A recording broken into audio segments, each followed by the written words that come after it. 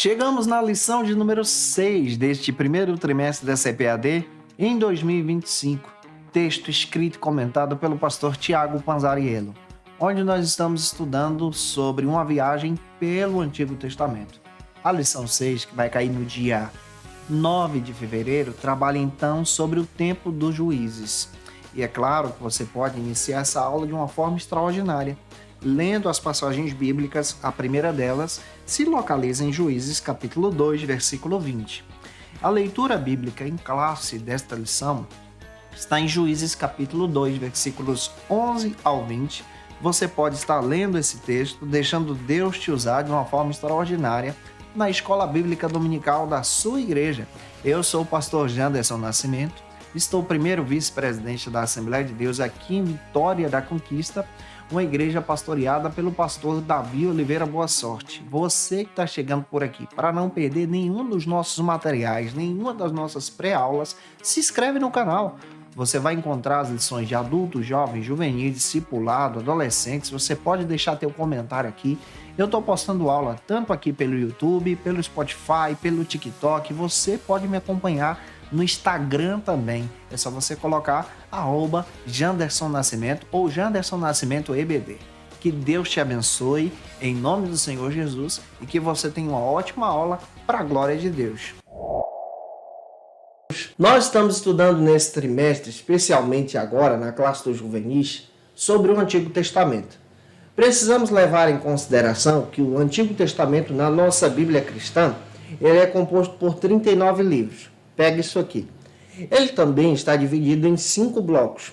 O primeiro bloco é o Pentateuco, formado por 5 livros, de Gênesis a Deuteronômio. O segundo bloco, que é o que estamos iniciando hoje, ele é conhecido como livros históricos, que começa no livro de Josué e vai até o livro de Esther. São um conjunto de 12 livros. Os livros poéticos ou sapienciais se iniciam no livro de Jó e vão até Cantares de Salomão. Os profetas maiores do Antigo Testamento, na nossa versão cristã, começam com Isaías e vai até Daniel. E os profetas menores se iniciam com o livro do profeta Oséias e vai até o profeta Malaquias. Hoje nós estamos iniciando o livro de Juízes. Juízes faz parte do segundo bloco, livros históricos. É importante entender isso aqui. Os livros históricos começam com o livro de Josué. Depois vem na sequência Juízes. Juízes traz essa sequência dos fatos que aconteceram em Canaã depois da morte de Josué. A Bíblia hebraica já é dividida diferente.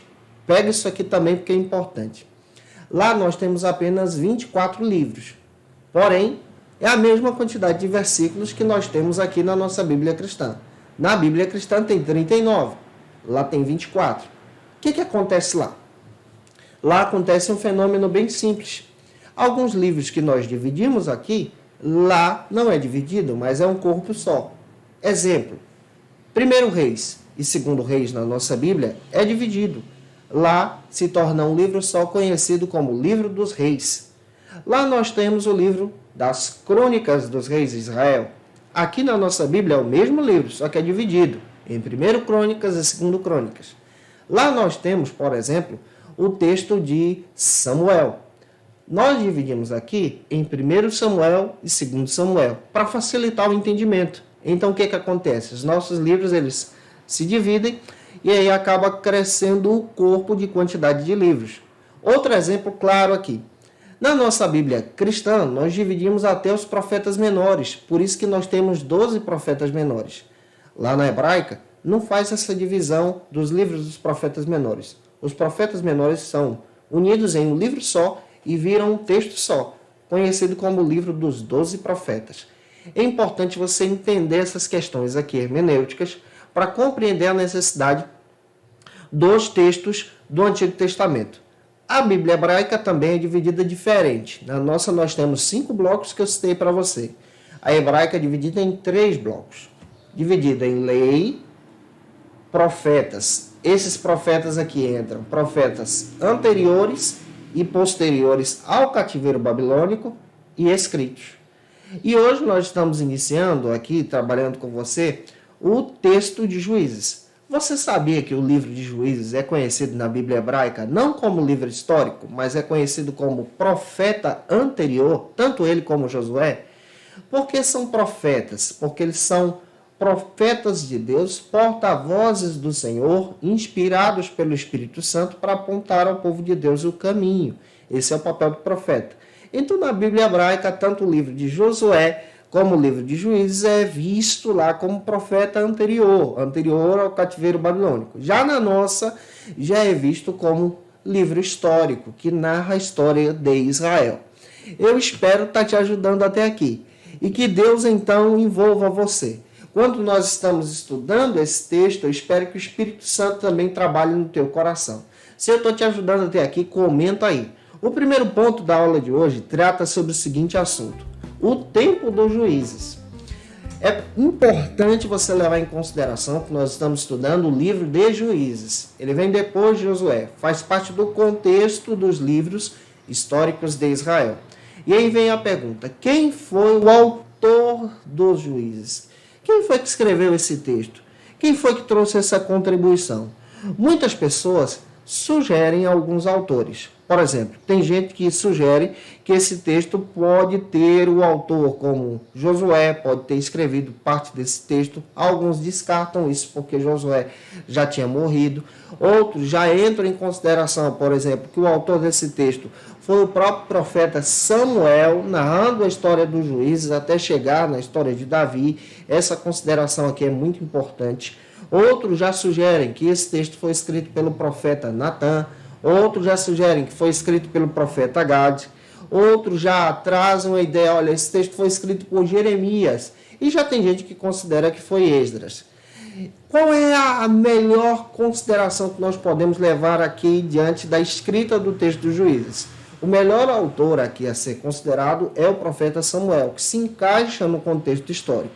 Então, olhando para isso, nós estamos entendendo que ele está narrando a história dos juízes de Israel.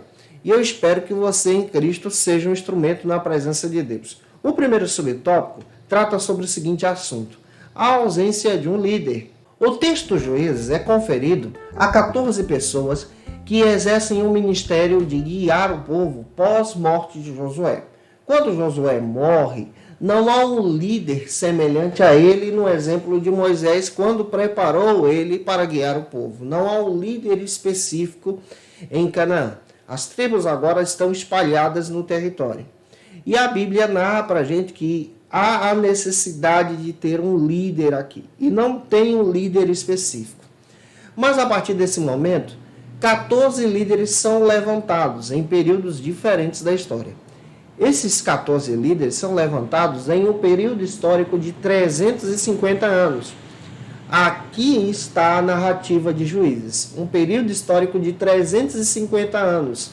Ou seja, em épocas diferentes, situações diferentes, Deus foi levantando juízes no meio das tribos para resgatar as tribos que estavam distantes de Deus, que estavam sendo aprisionadas, oprimidas. E esses líderes eram os libertadores levantados por Deus. Boa parte dos juízes do Antigo Testamento haviam experimentado a servidão no Egito, mas agora estão livres para a glória de Deus. E eles conhecem essa servidão a partir de histórias contadas de pai para filho, até chegarem neles. Quando eles são inspirados por Deus, eles são inspirados então para libertar o povo que está em Canaã em processo de cativeiro. E um ciclo se repete constantemente no livro de Juízes. Um momento o povo está distante de Deus, por causa dessa distância o povo então cai em cativeiro, em escravidão e servidão. Deus então inspira um líder, um juiz, levanta esse juiz para ser um instrumento na sua mão e libertar o povo. Esse ciclo vai se repetindo constantemente nesse processo de 350 anos. Você vai ver isso na narrativa dos Juízes. Avançando, o segundo subtópico destaca o seguinte: um ciclo de desobediência e de opressão. Essas opressões contra as tribos de Israel eram feitas por povos vizinhos que se levantavam contra o povo de Deus, aproveitando o momento em que o povo então estava em pecado, afastado de Deus, distante da presença do Senhor, sem uma liderança fixa para poder guiar então as tribos. Essas opressões surgiram exatamente para poder acabar e devastar o povo de Deus que já estava em Canaã. Carlos Oswaldo Pinto chega até a sugerir no seu texto Foco e Desenvolvimento do Antigo Testamento que esses processos e esse período aqui demonstrado em Juízes demonstra exatamente um povo que está afastado da aliança que Deus estabeleceu com ele. E quando esse povo se afasta, Deus levanta alguém para que o povo então retorne para a aliança. Que aliança foi essa? Quando você lê Êxodo capítulo 19, versículos 5 e 6, Deus estabeleceu uma aliança lá atrás com Moisés, com o povo de Israel, com toda a nação. Aqui em Canaã, o povo agora abandona a aliança. E pelo fato de abandonar a aliança, então a opressão vem. O inimigo se apodera então de diversas tribos e oprime o povo de Deus. Mas o Deus vivo trabalha de forma especial, levantando os seus instrumentos, os seus profetas, os seus juízes. É por isso que na Bíblia hebraica conhece-se então o texto de Juízes como um texto profético, um texto dos profetas anteriores ao cativeiro babilônico. Gente, que Deus use você na escola bíblica, que você seja um instrumento de Deus, um profeta também, para guiar os teus alunos na escola bíblica dominical. Avançando, o segundo ponto trata sobre o seguinte assunto aqui na nossa EBD. Gideão. Nesse segundo ponto, nós vamos estudar a narrativa bíblica de Gideão, que se levanta como libertador no período dos Juízes. Nós já estamos descrevendo para você que foram um processo de 350 anos de opressão no período dos Juízes. Um processo em que o povo estava liberto, mas quando esse povo liberto se afastava de Deus, da aliança, esse povo então caía em pecado e esse pecado conduzia esse povo à opressão. Deus então levantava de novo outro juiz. É importante observarmos essa questão aqui também. O primeiro subtópico trata sobre o seguinte assunto: Israel nas mãos dos midianitas. Como nós estamos descrevendo isso para você, é importante você ter a noção de quem foram os israelitas levantados por Deus como juízes de Deus. O primeiro juiz que aparece sendo levantado por Deus é Otniel. Ele é da tribo de Judá. E ele traz o seu juízo durante 40 anos. Ele liberta o povo dos amorreus, conforme está escrito lá no capítulo 3, versículos 7 ao 11. Depois desse processo, Deus então levanta Eude, da tribo de Benjamim, para libertar então os israelitas. Ele liberta os israelitas da opressão dos moabitas, que oprimiram os israelitas durante 18 anos. Depois desse processo de libertação, ele então exerce o seu juízo durante um período de 80 anos, conforme está escrito no capítulo 3, versículos 12 ao 30. Após esse processo, nós encontramos então um juiz chamado Sagar. Nós não sabemos de que tribo ele é e quanto foi o período do seu juizado, mas nós sabemos que ele liberta o povo judeu da opressão dos filisteus, conforme está escrito em Juízes capítulo 3, versículo 31. Depois Deus levanta uma profetisa, uma mulher de Deus conhecida como Débora. Ela é da tribo de Efraim e ela liberta os judeus, os israelitas, dos cananeus. Em um período de 40 anos ela exerce então o seu juizado. Ela liberta da opressão que os cananeus estavam afligindo o povo durante um período de 20 anos. E isso está registrado no capítulo 4 e 5 de Juízes. Depois de Débora, Deus então levanta Gideão. Esse Gideão que nós estamos destacando para você.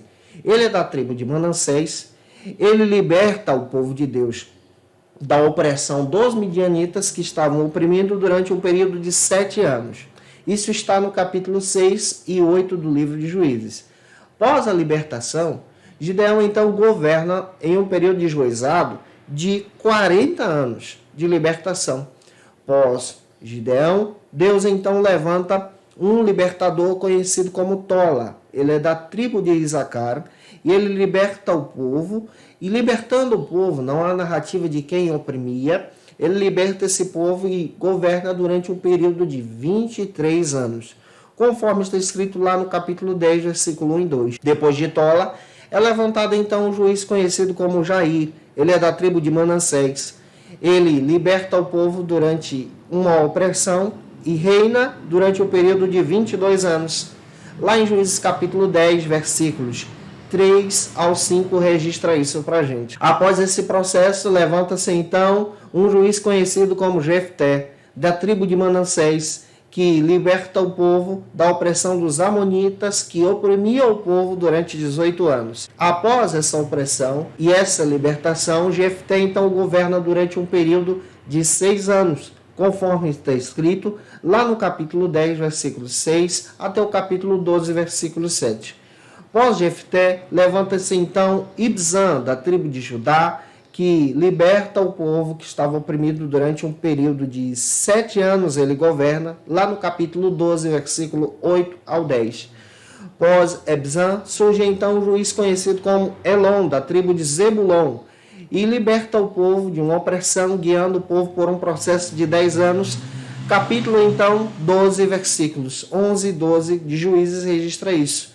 Após Elon, surge então Abdom, da tribo de Efraim, que liberta o povo e governa o povo durante 8 anos. Isso está registrado lá no capítulo 12, versículos 13 ao 15. E após Abdom surge então Sansão, da tribo de Dan, que liberta o povo da opressão dos filisteus, governando então por 20 anos. Depois desse processo de libertação, nós percebemos então que os filisteus caem por terra após terem oprimido o povo de Israel por 40 anos, registrado no capítulo 13 e 16.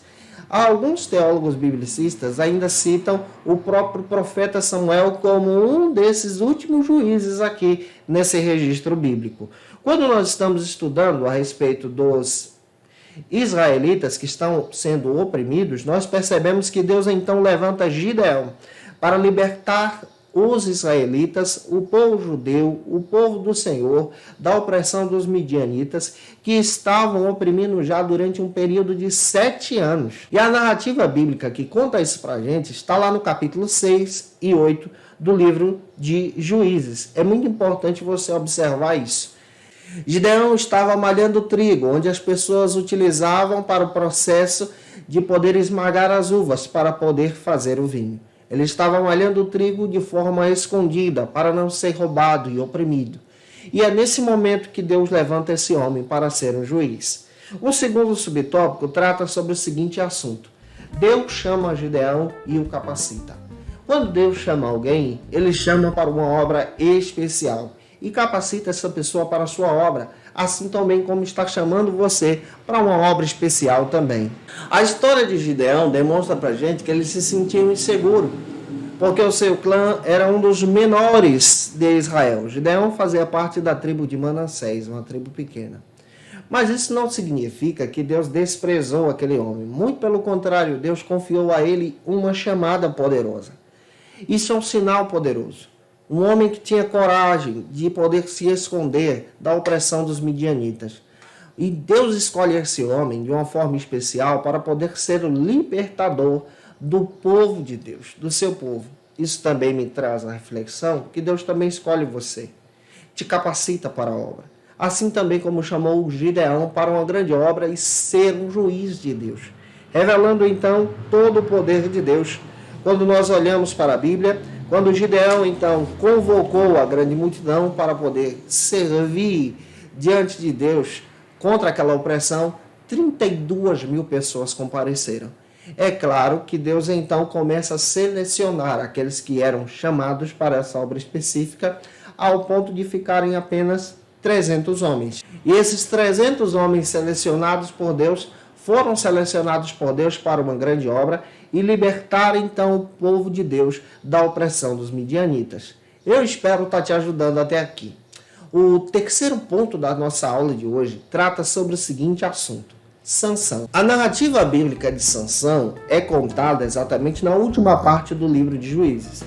Sansão é um instrumento de Deus levantado para libertar o povo de Israel agora da opressão que os filisteus estavam atribuindo a esse povo. Essa opressão é a mais longa que é narrada no livro de Juízes, cerca de 40 anos. Sansão é levantado por Deus e ele é pertencente da tribo de Dan. E quando ele exerce o seu ministério, isso está registrado no capítulo 13 a 16 de Juízes. Vamos analisar isso de uma forma muito especial. O primeiro subtópico destaca o seguinte: Nazireu de Deus. A história de Sansão demonstra para a gente que Deus levanta Sansão para uma obra específica. Sansão é prometido desde o ventre da sua mãe. Ele tem uma chamada especial. Isso também traz uma reflexão da nossa geração. Nossa geração ela tem uma chamada especial também. É uma geração que foi chamada por Deus para a obra de Deus, para um ministério específico. É uma geração que tem dons espirituais, talentos maravilhosos, assim como também Sansão tinha. E essa demonstração bíblica é apresentada a partir de uma promessa feita aos seus pais. Lá em Juízes capítulo 13, versículo 1 ao 5. Sua mãe e o seu pai acreditam nessa chamada. E Sansão então é separado por Deus para ser um nazireu de Deus. O que o nazireu era? Era uma pessoa consagrada desde o ventre para o Senhor. O nazireado poderia ser realizado assim, quando uma pessoa era consagrada desde o ventre ou quando uma pessoa decidia consagrar a sua vida já em fase adulta para servir a Deus. Regras de quem era nazireu. O nazireu de Deus não poderia, por exemplo, ingerir bebida alcoólica, tocar em algum animal ou alguém morto. O nazireu de Deus não cortava o cabelo, como símbolo então dessa consagração a Deus, e nem tampouco aparava sua barba. Quando nós olhamos para a narrativa bíblica, isso simbolizava que a consagração que Sansão deveria exercer para Deus. A nossa geração também foi chamada assim, chamada para poder exercer o ministério, chamada para poder guiar a igreja, chamada para poder libertar o povo da opressão. Pega isso aqui e tenta aplicar isso em sala de aula também. O segundo subtópico destaca o seguinte para a gente: a queda de Sansão. Sansão ele cai porque ele despreza todos os talentos que ele tem. Sansão ele perde o foco, a visão, porque ele já estava cego espiritualmente. Semelhante a muitos jovens da nossa geração, que têm talentos, têm chamada de Deus, mas estão cegos, afastados do Senhor, perdendo então a sua força espiritual, se entregando aos desejos carnais de Dalila e contando o segredo da sua experiência com Deus. Infelizmente, muitos jovens têm se afastado do Senhor e caído como Sansão, mas Deus vai levantar você como professor da escola bíblica para poder guiar os teus discipulandos, os teus alunos em Jesus, a se permanecerem firmes com o Senhor, a não se venderem às astutas ciladas de Dalila e caírem exatamente no pecado, se afastando de Deus, se alimentando daquilo que não agrada a Deus e nem valorizando a aliança que temos com o Senhor. É por isso que você precisa destacar a importância de valorizar a aliança da salvação, a aliança de estar com Jesus, a aliança de permanecer com Jesus. Por misericórdia de Deus, Deus ouviu a oração de Sansão, restaurou Sansão. Sansão então destruiu o povo filisteu, matando então todos os filisteus mais do que em vida. E é interessante que ele traz uma libertação. E aí finaliza-se então o livro de Juízes. Avançando, o quarto ponto da aula de hoje trata sobre o seguinte assunto: Samuel. Esse é o quarto ponto da nossa lição. Nesse quarto ponto nós vamos perceber que Samuel é o último juiz que aparece aqui. Ele não é narrado lá no livro de Juízes, mas o seu texto de Samuel traz a sequência dos fatos narrados ali. É interessante que até a história de Ruth, acredita-se que ela foi escrita por Samuel também. Samuel, ele é profeta e ele é juiz também, sacerdote. Ele tem um ministério triplo. Ele tem esse ministério de ser profeta, juiz e sacerdote. Ele é o último juiz dessa categoria de juízes que foram levantados por Deus durante esse processo de 350 anos. Avançando isso aqui, o primeiro subtópico trata sobre o seguinte assunto: juiz, profeta e sacerdote. Samuel, conforme a Bíblia, ele pertencia à tribo de Judá. Ele exercia esse ministério de juiz de Deus. E é interessante você perceber que ele narra a sua história e narra a história também dos juízes. Por isso, ele é considerado como o principal autor do texto. É importante você perceber que a linguagem de Samuel é uma linguagem muito interessante. Ele é diferente de Sansão. Ele também foi prometido por Deus desde o ventre. Ele também foi resposta de oração. Samuel foi resposta de oração. Samuel foi consagrado a Deus desde o seu nascimento para servir ao Senhor no templo. Samuel não se corrompeu com os desejos desse mundo, mas ele decidiu se consagrar para Deus. Aqui também é um exemplo interessante que você pode utilizar em demonstrar especialmente para os teus alunos a necessidade de sermos como Samuel e não como Sansão. Mas sermos como Samuel exercendo a nossa vida, o nosso ministério, o nosso serviço, o nosso discipulado para a glória de Deus, servindo ao Senhor de todo o coração. A teologia de Samuel é uma teologia que exalta o Senhor, que glorifica a Deus. E o último subtópico da aula de hoje trata sobre o seguinte assunto: um marco histórico em Israel. Foi Samuel o responsável por ungir o primeiro rei de Israel. Ele ungiu a Saul. Foi Samuel também o responsável por ungir o segundo rei de Israel, que é Davi. Lá no capítulo 16 de 1 Samuel registra isso para a gente. É importante você considerar que Samuel foi honrado por Deus como juiz. E ele presenciou agora o processo da monarquia que nós vamos estudar na aula que vem. E ele restaura exatamente esse ministério em Israel, ele institui esse ministério da monarquia em Israel, guiando o povo para os padrões divinos, para a vontade de Deus. Samuel, quando vai escolher o segundo rei, ele tenta escolher o segundo rei com os padrões humanos, com o seu olhar, mas Deus guia ele para escolher agora um rei segundo o seu coração, conforme está escrito em 1 Samuel, capítulo 16, versículo 7. E ele é sensível à voz de Deus. E ele entende todo o projeto de Deus nesse processo histórico. Estamos estudando o Antigo Testamento, espero ter ajudado você. Gente, se eu contribuir contigo, comenta aí, tira uma foto, marca a gente no Instagram, segue a gente lá também. Se eu te ajudei, por favor, deixa teu comentário aí. E se você está afastado de Jesus, frio na fé, quer voltar para Cristo, olha, você pode voltar para Jesus, aceite Jesus como seu Salvador.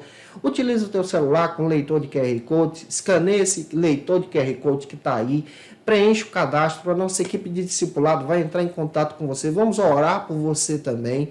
E é claro que eu quero trazer algumas dicas de leitura para você crescer em Jesus. Como dica de leitura, eu quero trazer para você o texto de Samuel Schultz, A História de Israel. Vale muito a pena você que está estudando o Antigo Testamento aqui com a gente adquirir esse material. Mais uma vez eu quero indicar para você o texto do Raymond Diller, O Antigo Testamento, Introdução ao Antigo Testamento. Vale muito a pena você também estudar a respeito desse material. Teologia do Antigo Testamento, editora Vida Nova, um material espetacular para quem gosta de estudar aí o Antigo Testamento. E o texto do Stanley Ellison, Conheça Melhor o Antigo Testamento, a perspectiva histórica sobre cada livro do Antigo Testamento, os 39 livros aqui. Gente, que Deus te abençoe.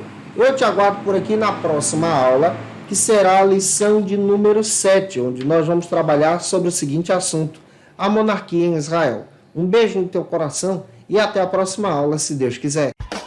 E você que é professor ou aluno da Escola Bíblica Dominical, quer se preparar para ministrar uma aula de excelência na EBD da sua igreja?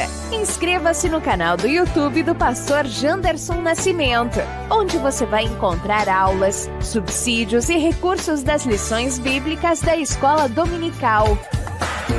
Acesse já as plataformas digitais para ampliar os teus conhecimentos sobre a Palavra de Deus. YouTube, Janderson Nascimento. Instagram, @Janderson Nascimento. @FacilitaEBD.